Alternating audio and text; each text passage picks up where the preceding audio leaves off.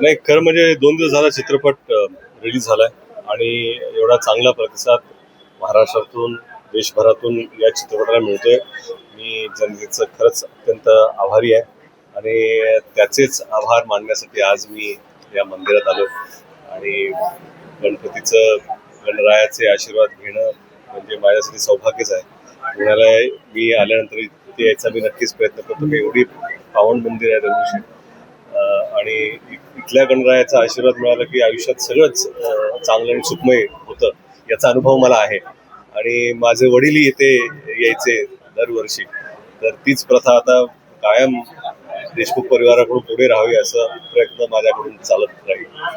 नाही, खरं म्हणजे मला असं वाटतं की महाराजांवरती जितके चित्रपट बनले जातील तेवढे कमीच आहेत आणि कुठल्याही चित्रपटात त्यांची जी कीर्ती आहे, त्यांची जी गाथा आहे, त्यांचं जे शौर्य आहे ते कुठल्याच पडद्यात आपण त्याला कॅप्चर करू शकत नाही. त्यांचं काम एवढं मोठं आहे आणि आपण फार महाराजांपुढे फार छोटे आहोत. तर आमचा हा छोटा पण प्रामाणिक प्रयत्न आहे आणि तो लोकांना पसंत पडतोय ते चांगलं. मी खरंच माझी ही इच्छा आहे की लहान लहान मुलांनी जाऊन हा चित्रपट पाहावा, शाळेतल्या मुलांनी जाऊन पाहावा, आई वडिलांबरोबर जाऊन पाहावा आणि आई वडिलांना मी सांगू इच्छितो की तुम्ही खरंच आपल्या मुलांना घेऊन जा. काय की चित्रपट तर आहेच, परंतु इतिहासात काय काय घडलं त्याची पण एक माहिती त्यांना मोठ्या पडद्यावर चांगल्या रीतीने मिळेल.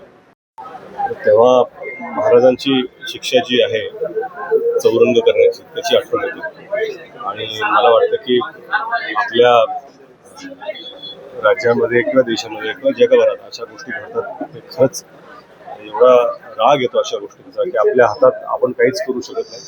आपण फक्त एवढंच इच्छा व्यक्त करू शकतो की पोलिसांनी, सरकारने आणि कोर्टने लवकरात लवकर निर्णय घेऊन त्याच्यावर कारवाई करणं अतिशय गरजेचं आहे आणि रोखठोक कारवाई केली की त्याची भीती, त्याचा दबदबा हा कायम दरारा हा अशा व्यक्तींच्या मनात असला पाहिजे जे असे विचार करू शकतात.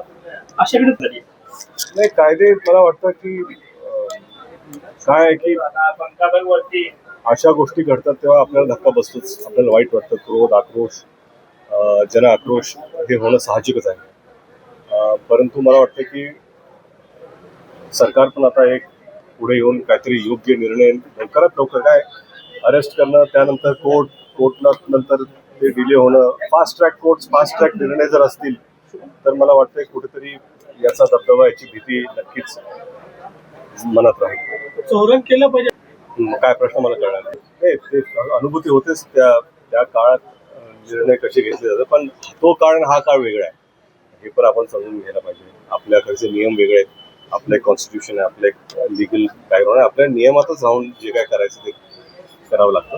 माझं म्हणणं आहे की आपल्याकडे नियम आहेत, आपल्याकडे कोर्ट्स आहेत, पण जेवढ्या लवकरात लवकर याच्यावरती निर्णय होतील तेवढे बरे असतात.